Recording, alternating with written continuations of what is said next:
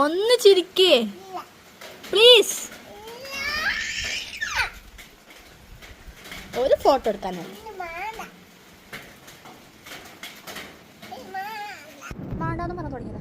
പിന്നെ നടന്നത് വിജയത്ത് എന്തിനാ കറിയുന്നത് ഓൾക്ക് പോലും അറിയില്ല. എപ്പോഴും ഇങ്ങനെയാ നമ്മൾ നന്നായി മാറ്റിയല്ലോ ഒരുക്കി തിന്നാൽ അപ്പം ഉണ്ടാവും എഴുതുന്നില്ലാതെ കരച്ചിൽ. പക്ഷെ കുറച്ച് കഴിഞ്ഞാൽ റെഡിയാവാൻ ചെയ്യൂട്ടാ.